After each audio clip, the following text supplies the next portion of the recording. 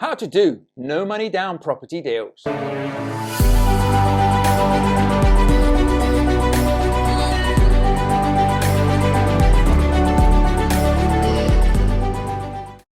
Hello, my name's Mark Fitzgerald and it's great to have you joining us here today. So you'll have heard the expression in a lot of cases, no money down. How can I do no money down deals? Well, at the end of the day, I'm not a massive fan of the term no money down because I always believe that there are some sort of finance or money that has to be laid down when doing property deals. It's a bit of a buzzword thing, but it doesn't necessarily have to be your money.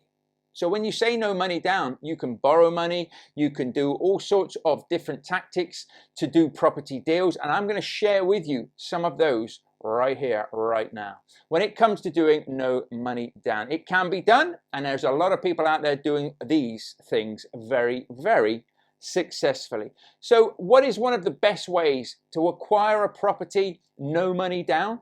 Well, you've guessed it. The first one would be purchase lease options. Purchase options, call them what you will, but they are fundamentally an amazing way to do a deal on a property and not have to find big deposits. So what is a purchase lease option? Well, a purchase lease option is where you find a vendor or a landlord or a homeowner who wants to sell their property but doesn't need the money right now.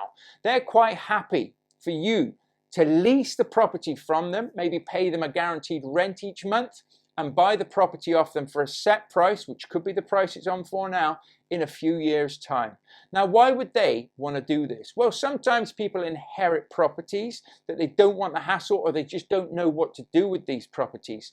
Sometimes people are having problems with a property or the property's gone into disrepair and they cannot afford to do the property up. Then they can't afford to rent the property out and it's just costing them a lot of money. So they look to sell these properties. Now, sometimes these stick on the market. And the one thing I will say is you're looking for motivated sellers when it comes to purchase lease option. And there'll be more people that are not motivated out there than are motivated. So we need to be mindful of the fact that it's a numbers game when looking for these deals. If somebody says to me, my strategy is purchase lease options and that's all I'm focused on, then they are going to miss so many great opportunities and deals out there. And that's the wrong way to look at it. You want to look at a purchase lease option as a tool in your toolkit in your mind that you can get out there and you can do good property deals and you can see whether that tool fits in with the seller of the property. If they need the money now maybe they don't need all of the money now. Maybe they need £10,000 to go on a nice holiday or pay for some wedding or something, or £20,000, and maybe you can give them that chunk of change, but the property itself's worth a lot more. So there's all different ways you can do it, but fundamentally you do have to give over some money. So you have to give it a minimum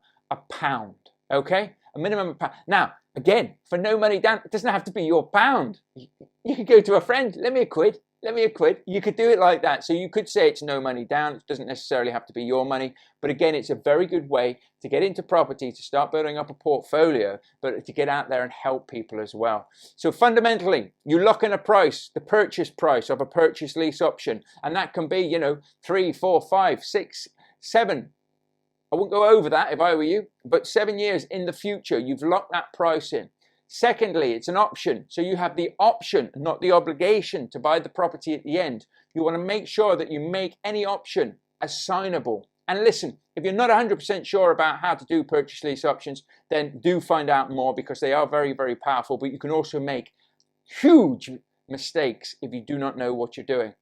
But you want to make the option assignable. So not necessarily you that buys the property. So maybe in a couple of years' time, you have full intention of buying the property, but something's happened and you cannot do it. You do not want to lose the deal. You want to maybe make it assignable. And then if you make it assignable, you can find an investor or somebody else to buy that property on your behalf, or they could buy it for you and you still look after it for them. So make sure that you've got an option and it's assignable. And of course, then it's the lease. The leasing is a monthly fee that you decide with the landlord or the homeowner to say what covers your mortgage, and how can we do this. Now, when you're talking about mortgages, if the property is unencumbered, i.e. doesn't have a mortgage, happy days. If it does have a mortgage, you would want to know how long is left on that mortgage, okay? Because you don't really want people remortgaging their properties. They'll be less inclined to want to remortgage a property if they're doing a lease option on it. And of course, if it is somebody's home residence, you need to check the mortgage terms to make sure that whatever you want to do with it is actually allowed on their mortgage terms. If it's on a residential mortgage rather than a buy-to-let mortgage, then you may struggle to let it out. You may be breaching mortgage terms. So there's a lot that can go wrong, and we're not going into that here, but it's a great strategy for a no money down deal, okay? Also, let's move on to the next one now. We could look at vendor finance. Vendor finance is brilliant stuff. It's really where the seller acts as a bank and you make payments to the seller instead of a traditional mortgage lender. These deals often require a very, very good relationship between you and the seller. But if you can build up that rapport, if you can build up that know, like, and trust, this can be very, very beneficial for all parties. Again, you need it to be either unencumbered, no mortgage on the property, or you need it to have a decent length of mortgage terms on there to make it worthwhile. You also want to be using, as with purchase lease options, solicitors to draw up contracts. You want to have heads of terms drawn up. You want to know what you're doing, what your end game is. But again, if a seller doesn't need the money now, maybe they've got a chunk of money coming out of that deal, then you can potentially give them what they will get with their money put into the bank, maybe a bit more to keep them sweet. And of course, you can then babysit the property. Or you could get them to, you could buy the property off of them, and with the chunk of change that they get, they could loan that back to you, and you can do vendor finance that way as well. Of course, you can also use them as a joint venture partner as well. But again, it's all about relationships. It's all about building up the know, like, and trust. And that leads us on to the next one, which is JV partnerships, joint venture partnerships. Listen, if you don't have any money, but you have the time and the skills to be able to do successful property deals, then you can partner up with people who have the money but don't have the skills and don't have the time. The key here realistically is to be able to bring value to the table, is to be able to do the deals on their behalf. Now, a lot of people want to jump into joint venture partnerships from the word go. It's just an easy option. They'll meet somebody at a networking event or a training event or anything like that, and then they'll say, well, I tell you what, let's do a JV, let's joint venture together.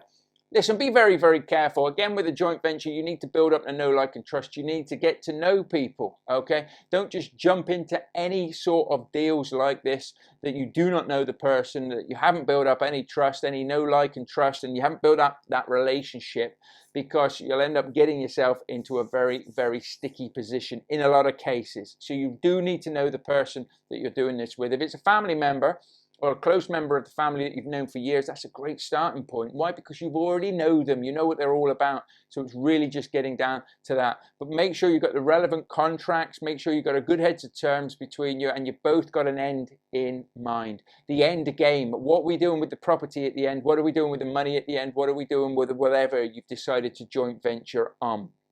Okay? But again, when you're using somebody else's money, you need to know what you're doing, okay? So make sure that you are savvy enough to be in communities, like-minded people communities, that you know what you're doing. You've got the relevant education, the relevant training to be able to help and support whoever it is that you're working with, okay? The fourth one is you can do rent-to-rent deals. Now, you don't get capital growth with rent-to-rent because you never actually own the property unless you turn a rent-to-rent into a purchase lease option. So what is rent-to-rent if you don't already know? Well, rent-to-rent is where fundamentally you become a property management agent and you take on the landlord's property as if it's your own, taking on the utilities, the maintenance costs and everything. But you don't have to find big deposits, so it's no money down. You could fundamentally do a rent-to-rent deal and it not cost you a bean. This, realistically for me, is the no money down. Now, most rent-to-rents, you have to put a bit of money into the property, maybe a bit of dressing, bit of painting, anything like that.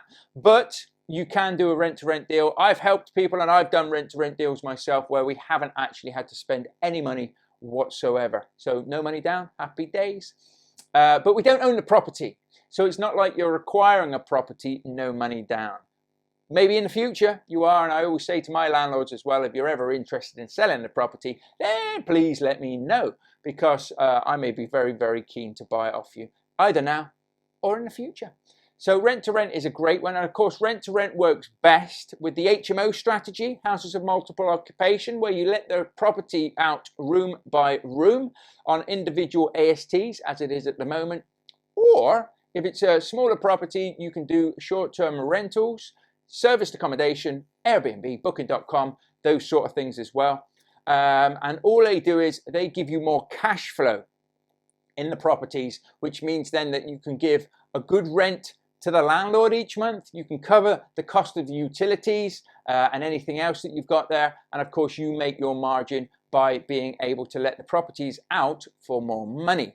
It's a great strategy to use when done correctly. So again, make sure you know what it is that you need to be doing. Make sure that you're surrounded by people that can help you and support you so that you don't go wrong and you can get stuck in. And there are landlords and there are investors and all sorts of people out there at the moment that need our help, okay, that need our support and need our help.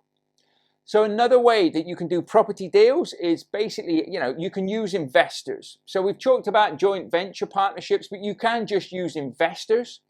So somebody lends you 50K, 100K of money for basically a return on their money. So you could say, I'll give you a 5% return annually on 100 grand or whatever it is that they decided to loan you. Equally to that, you could give them a monthly return on it. You can structure that in all different ways.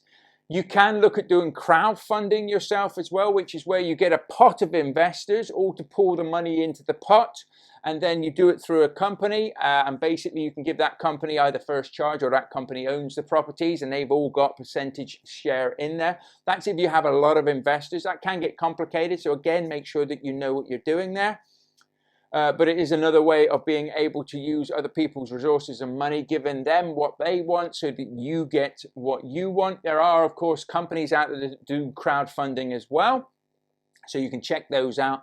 And SAS pensions as well. So some people will have SAS pensions, which is a great thing that you can use. If you've got a private limited company and you've got pensions from different businesses or potential different people that you've worked for, you can use those pensions, put them into a pot together, put them into a SAS pension. That doesn't mean that you can start going out there spending the money, but what that does mean is you can start loaning the money to your business, your property business, and to property deals. Now, those property deals do have to be commercial property. When I say commercial, that's a bit like your shops, offices, pubs. They're all sort of commercial properties. They're not your residential houses, flats, and things like that. So you have to be doing deals on commercial properties. You have to also be able to show how you can pay this money back, and you cannot do the full amount. You can probably lend about half of your SAS pension to 25% of it, depending on the deals, the criteria, and again, there's a lot of red tape to go through on that.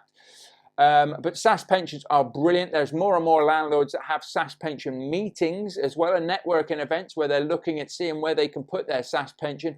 And the great thing about a SAS pension is you've got more control over it yourself. So if you have your own limited company and you've got some pensions sat around that probably are worth more than £75,000, it's really worth looking at doing that, because A, you can lend your SAS pension to other people, and B, you can lend it to your own business as well. So you've got full control to help you build your own property portfolio. I could keep going here because there's people who've got massive amounts of equity in their property that you can help them maybe release the the equity and use that for further investing. The list goes on. And what I'm trying to say to you is, if you're enjoying this, is make sure you get educated in all of the different things that I've spoken to. You don't have to know everything at first, but you need to surround yourself with like-minded people that do. So make sure you're going out there and you're networking, supercharge your property investing.